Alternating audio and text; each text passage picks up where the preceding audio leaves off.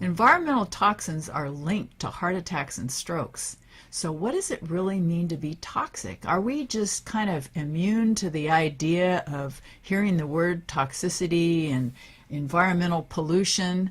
And you know, for a long time this happened with cigarettes, and we always thought that they caused cancer and never thought of them causing heart attacks or strokes. And the same thing is happening now with the PCBs and the dioxins and the pesticides.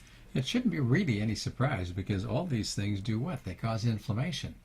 And if you have inflammation and they're attracted to where?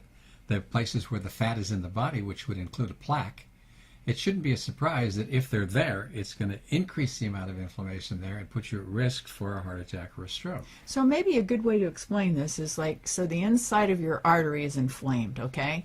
And it's kind of red and swollen or what have you. And so the cholesterol goes there to act kind of like a Band-Aid and to take care of it and to protect you. That's right. And then what happens when you're too inflamed is that it keeps building up. And then what happens? It can close it off. Well, that's or it can throw off a plaque. Yeah, you're describing the process of how a plaque develops.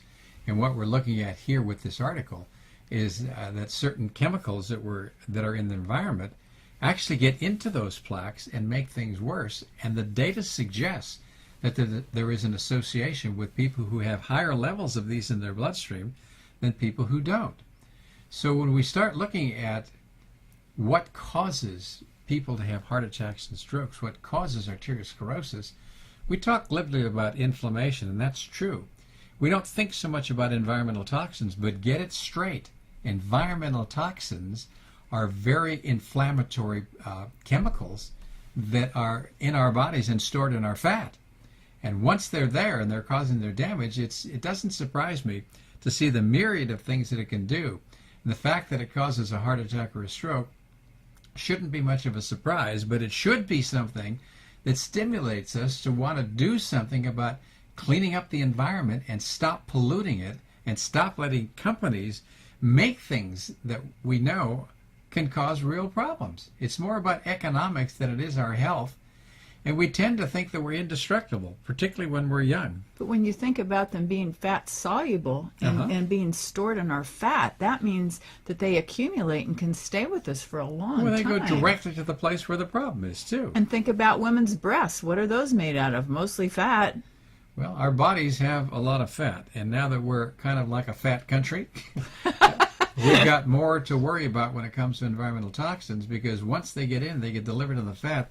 They get stuck there. They're not so easy to detoxify. And if we're not exercising, which is our major way of detoxifying, then they're just going to be there, and we're going to be subject to all the kinds of things that result from this process called inflammation. And that's not the only thing. We should be paying attention to a lot of other lifestyle factors too. Things like what we eat and our exercise level and our stress level, and making sure that we get enough sleep and that we're not overweight and we have a meaningful purpose in our life.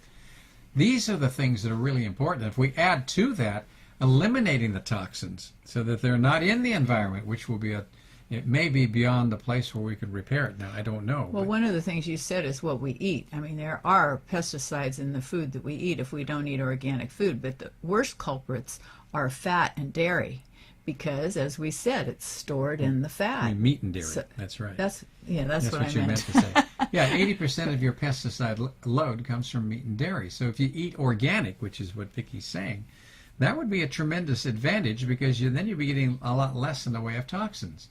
And it's not like meat and dairy are necessarily bad for us, even though there's a lot of controversy about that. Well, if you eat it organic, it's a lot healthier. Well, it may be good for you, actually. A lot of people think that a meat diet, for some people, is a very good way to eat. I mean, look at your Weston Price Foundation. They think that the animal fats are extremely healthy. And you look at the people like Dean Ornish, and they'll tell you just the reverse. And there's data to support both studies, depending on what you look at and how you address it. And also, if you're a vegetarian, you need to supplement.